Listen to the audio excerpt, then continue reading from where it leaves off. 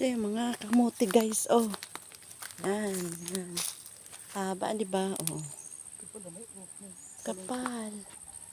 May sitaw na ang bunga, oh. May sitaw, may bunga, may talong. Yan, sitaw, oh guys. Ayan. Pero hindi lang siya kadami kasi bunga. Sabay-sabay. Ayan siya. Ang haba do, di ba? Yan, garden lang. Pag may time, ganito yan siya nakamuti. Yan. Hindi ko alam sa inyo kung anong pangalan yan. Basta sa Manila, tag 10 piso yan. 10, 20, ayan.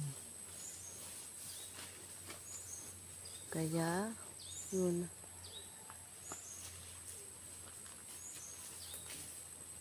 Yan, malapad yan siya. Ito yung ano namin.